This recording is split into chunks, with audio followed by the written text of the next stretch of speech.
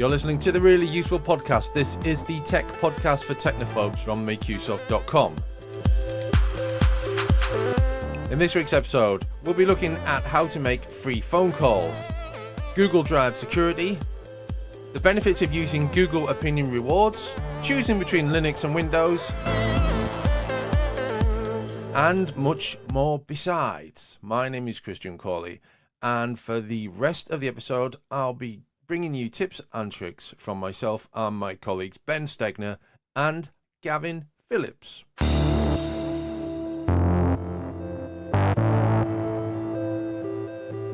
A look at the essential tips that you need to secure your Google Drive.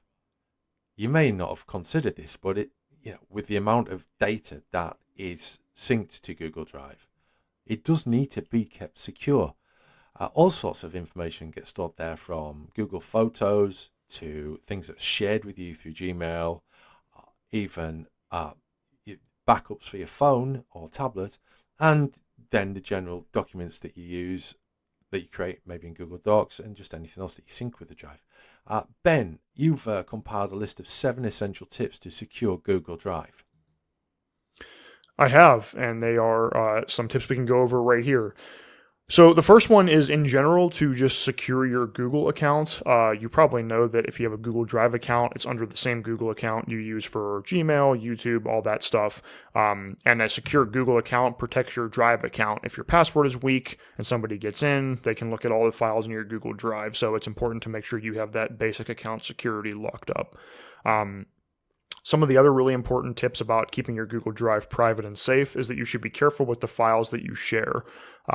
Sharing is handy because it's really easy to just share a link with people and let them edit a file compared to trying to send an Excel file or whatever. But when you share a file on Google Drive, it really increases the amount of people that can access it. So you have to think about what you're doing carefully. So in general, if you can, you should share with specific people instead of just changing it to anybody with the link, because the chance of someone coming across the link isn't super high since it's long. They're not going to guess it. But when you share it with people, those people could share the link with other people that you don't trust, and then you open it up to more people seeing it than you thought. You can also set it to that people with the link can only view or comment, so they can look at the file, but they can't make changes. There's also a setting to prevent other editors from changing permissions, which you should definitely do in almost all cases. So even if you trust someone to edit the document, they can't change the permission to something else or share it with someone else to edit. And while there's no default way to see all the files you've shared in Drive, there's a third-party site called Who Has Access that will scan your Google Drive and tell you all the files that you've shared, so you can easily look at it and say, Billy shouldn't have access to this folder anymore, that kind of thing. So it's a good idea to look through what you've shared regularly to make sure that someone you don't even work with anymore doesn't still have access to your files, or you didn't share something by accident with someone, that sort of stuff. A couple other smaller tips. So you can actually link apps to Google Drive, if you didn't know about that. Usually you do this to store like backed up data or synced data in Drive directly. So there's a menu that lets you see where those apps, what those apps are, and you should remove any that you don't use or don't trust anymore. Kind of like browser extensions, some of those might be dead.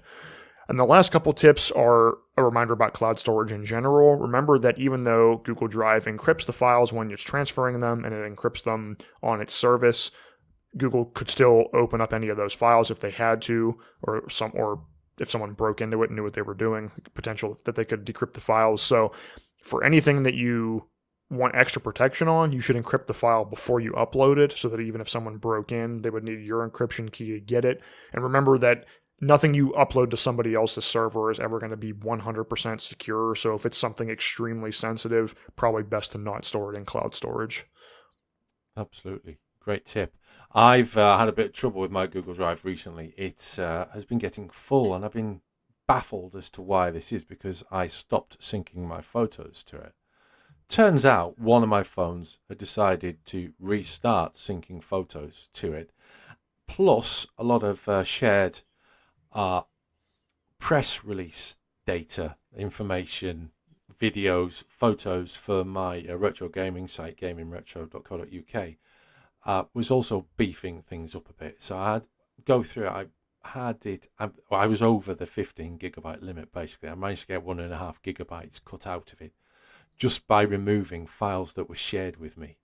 It's amazing how that stuff really builds up quickly. I mean, when I moved computers just recently, my OneDrive is almost full, my Dropbox is almost full, and my Drive is getting full too. One of the things I noticed that one of the problems is if you sync. So most of these services, you can set it up to automatically sync and or back up your like desktop pictures and documents folders. So if you don't think about it, you download some massive installer or whatever, like an ISO file, and then you have a 3 gigabyte CD image just sitting in your downloads folder, and you forget that it's synced to your Google Drive. And it's like, oh, I don't have any storage anymore. What's going on? And then you realize that's what it is. So It's easy to like think, oh, I'll just back it all up, and then you run out of space pretty quick. I have a few extra gigabytes on every service just because I'm grandfathered into like more generous plans from the past, and even then I run out pretty quickly.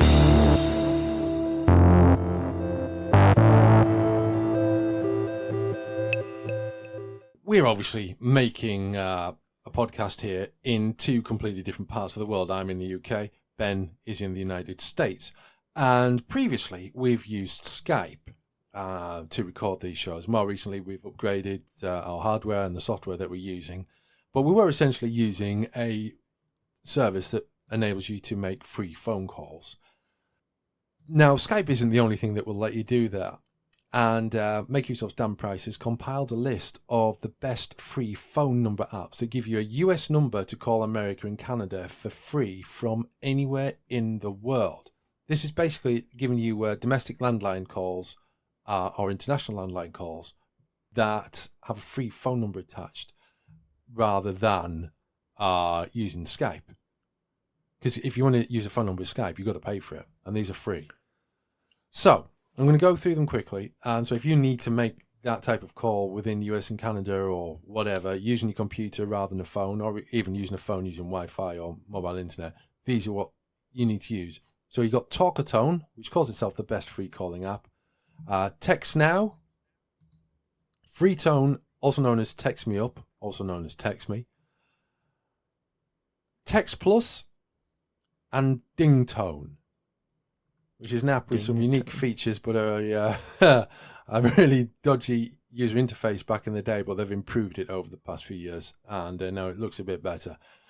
So these free calling apps give you a free number or let you make free calls to the US and Canada. And, they're not so good. And there's different apps which will let you call, say, countries in India, Pakistan, those countries in the East, or even China, or even places in Africa.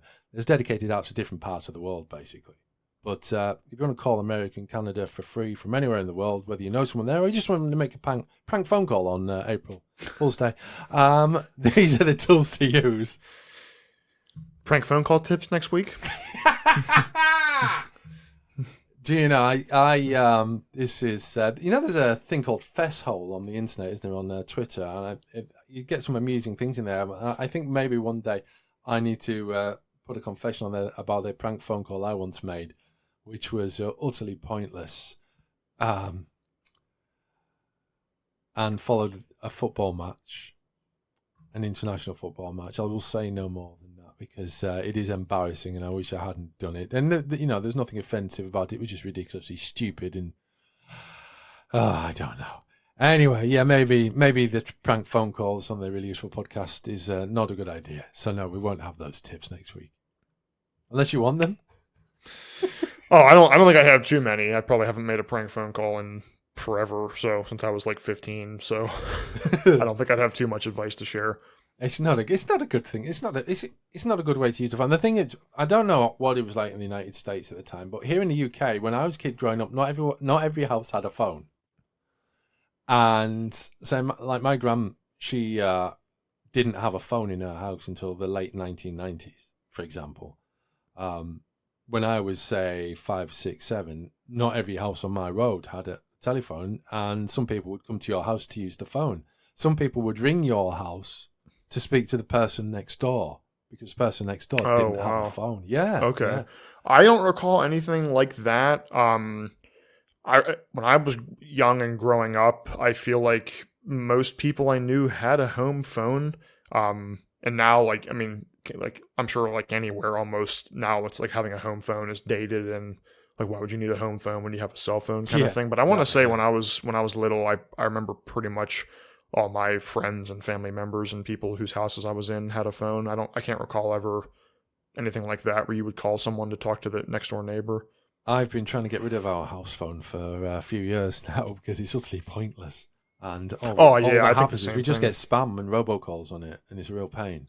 Some people I know still have their home phone because they're like grandfathered into a bundle with their internet service provider, where like it's cheaper to have the bundle with a home phone, internet, and TV than it is to like get rid of it, stuff like that, where Yeah, like yeah. they're locked into a price from 10, 15 years ago or whatever. But yeah, most people I know don't have one anymore because, I mean, unless you live in an area with zero cell phone service, and even then you can have Wi-Fi calling.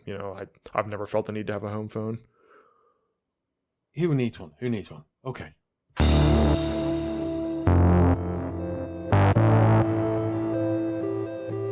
8 reasons to switch from Linux to Windows. Haha. Aha. Well, now, aha. Now I'm using Linux, and I have been using Linux on and off for many years. I now use it permanently. What we're going to go with this because it's kind of it doesn't work out for everyone. I need to be honest about this. It's a realization for me. It's not new information, but it's something that I need to come to terms with. That Linux isn't perfect for everyone. I tried to put my mother-in-law on Linux once, and I didn't try to run it on her.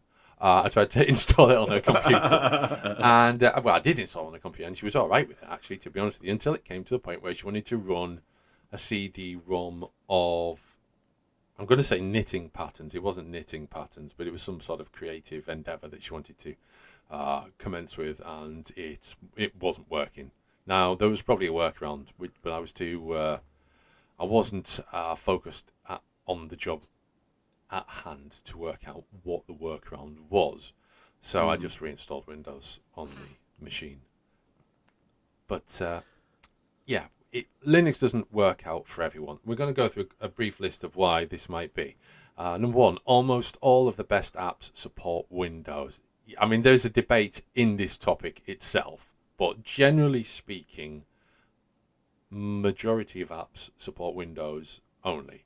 Then they'll support Mac OS, and then down the line they'll support Linux as a sort of afterthought. Now, that's not strictly speaking the case these days, but certainly, I mean, we've used the word best apps there. I would probably say biggest apps is the case. Microsoft Office is probably the most famous example of that, alongside with the Adobe Creative Suite.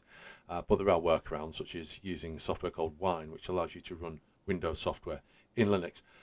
Gaming is better supported on Windows, but of course we've already been talking about the Steam Deck, which runs a lot of games that are for Windows, and it's a Linux operating system. So whilst it remains the case that gaming is better supported on Windows, it is also increasingly the case that that is changing. Number 3, Windows reigns supreme as a desktop operating system globally. Well, yes, because of things like bulk deals for organizations and corporations and government departments, educational facilities, and that's part of the Microsoft magic of marketing. That's nice alliteration, wasn't it? You can run Linux on Windows within the Windows subsystem, which might save you the job of installing Linux if you don't really need to use it full time, which is kind of useful. Minor issues, you don't like troubleshooting them.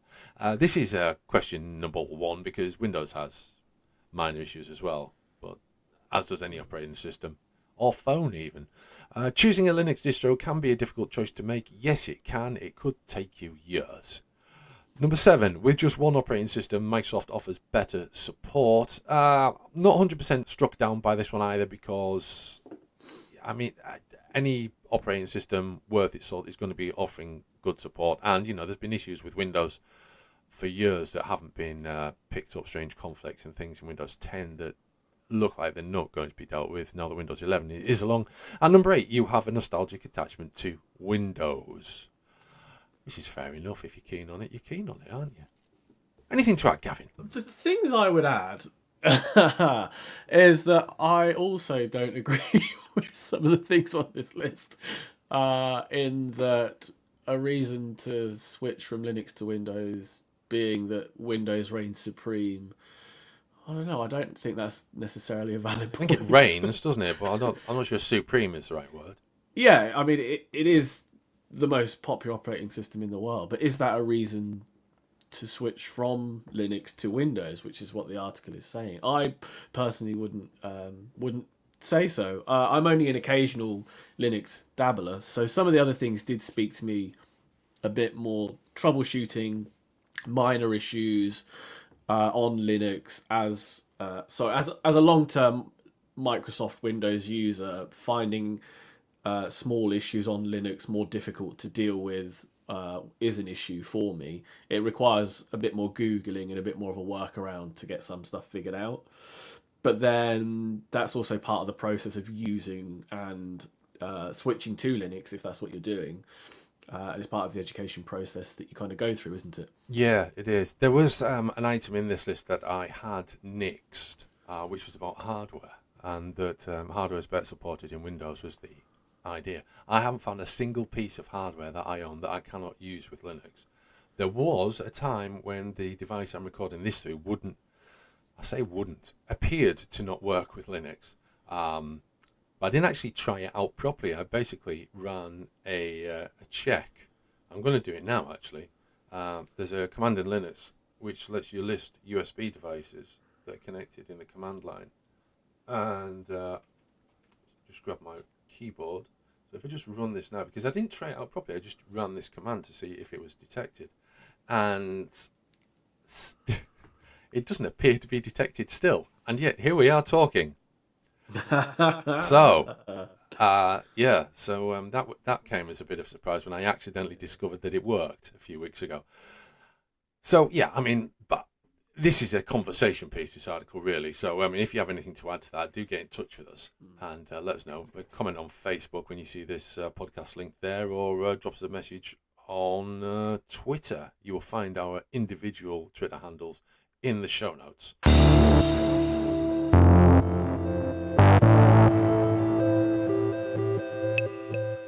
I have an app on my phone which is called Google Opinion Rewards, and what it does is it lets me earn money by answering surveys, and that money then gets added into my Google Play credit. I use an Android phone. If you have this on iPhone, we have my wife has it, and you can get it, but it will only pay into PayPal. It won't pay it anywhere else. There's no point putting it into Google Play if you're not using Google Play, and there's no facility to get into your Apple, so it goes into PayPal for her. Now, I've been using this for a few years now, and obviously there are a few privacy concerns around this, because it means that Google knows where you've been shopping, and sometimes they ask for a copy of your receipt and things like that, which, that's entirely optional. You don't have to do it, and indeed you don't have to engage with Google Opinion Rewards, but it's a useful way to make money. And it's you could after a few months, you've got enough money to buy a movie to add to your Google Play library, for example. You've used this in the past, haven't you, Ben? Yeah, I definitely have. As I've talked about on the show before, I've used an iPhone for about 2 years now, a little bit over that. But yeah, I've used Google Opinion Rewards for a long time, and it is great. I haven't used it as much on my iPhone just because you don't get surveys as often, and they're not as you don't get as much money, I guess. But yeah, it's a great app. It's nice to the surveys aren't crazy. I know like some survey apps I've used, it's like they take 20 minutes and it's just not worth it. Oh no, you can clear these in a minute. Yeah, a minute or two. And some of them are just like fun too. That it's not like those surveys where they ask you like every possible permutation of a question. It's just kind of a quick little 4-question thing, and then you get 50 cents or $1 or whatever. And I agree, it's nice to just have that little bit of spending money, if you will, for like upgrading an app or just renting a movie. It's nice to be able to do that and not feel like you're paying for it, especially when it's those little purchases that you're like, I don't really want to upgrade the app, even if you use it. It's nice to just say, oh, it's only $4. I have $4 from this. So yeah, I definitely recommend it. It's a little bit of free money here and there, and it's not too much of your time. I'm going to give you a brief overview of what it involves. Basically, you need to have location services enabled for the app. Once you've done that, you need to ensure that it gets updated, and then you notice the notifications. So ensure that you don't disable notifications or anything like that. It will alert you when there are surveys available. When a survey is available, it'll typically ask you something like, which of these places have you visited recently? Or which of these stores have you visited recently? It'll ask you what the date of the visit was, and then it may ask you something like how much you spent there, or did you buy something? And then you give you a choice of, I entered but I didn't buy anything, I bought on credit card, I bought on debit card, or I ordered online, something like that. And then you will get the opportunity, if you want to provide a copy of the receipt. I'm not sure there's any difference between providing a receipt and not in terms of how much it pays you. So I don't think so either. I always used to say I don't have my receipt, or I don't want to give it, because I either, it was like something like a bottle of soda I didn't want to give it for, or I just don't want to give it for privacy. I've recently tried it every other time it comes up, and it appears to be paying about the same. So I'm pretty sure it's the same. But I don't want to be sort of like sworn on that, but I'm pretty sure it is. But that's not the only sort of surveys it asks you. It might ask you something like, watch this video, and then it will ask you what you think of it, and then it will pay you for that. Again, you basically, the time that takes is to read, press play for a video that's usually a minute, maybe 2 minutes at the most, and then you tell the app what you thought of the video. You can also use it to help improve video recommendations that you are recommended on YouTube. You're getting paid to improve your own recommendations. So that's good as well. And it's also important to ensure that your rewards don't run out, because they only last for 12 months. So you need to make sure that you are spending them. There are 5 things you can spend them on. You can spend them on education app subscriptions. Oh, these are things that I've done over the past 12 months. I bought a movie as well, stumped up for half a dozen games, upgraded an app from ad support to premium, and bought several songs and albums. Basically, if it's available through Google Play, a Google Play Store, then you can buy it using Opinion Rewards cash. Now, there is one way that you can ensure that you get lots of surveys with this app, and that is to go places. You might go shopping, you might go out in the countryside, you might visit locations that are, landmarks, well-known landmarks, places that you would want to tell people about, all those sorts of places.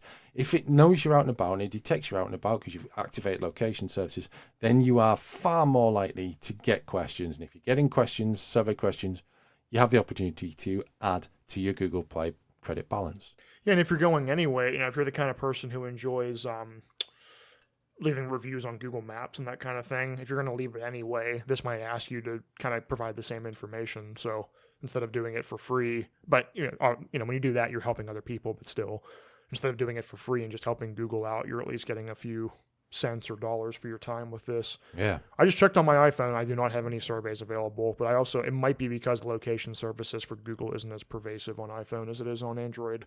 But I definitely haven't seen a survey from them in quite a while. I also use the SurveyMonkey rewards survey, which is okay, but some of those are also like really long and they don't give you very much. So I do those occasionally, but sometimes I'm not in the mood.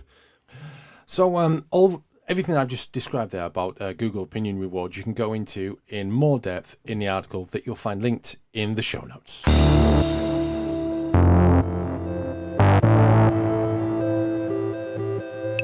Well, that brings us to the end of this episode of the Really Useful Podcast. We'll be back again next week with more of the latest tech news, some tips and tricks, and our recommendations. Until then, don't forget to subscribe. Don't forget to share anything useful that you've found in our podcast with your friends and family, and we'll see you next week. Until then, bye-bye.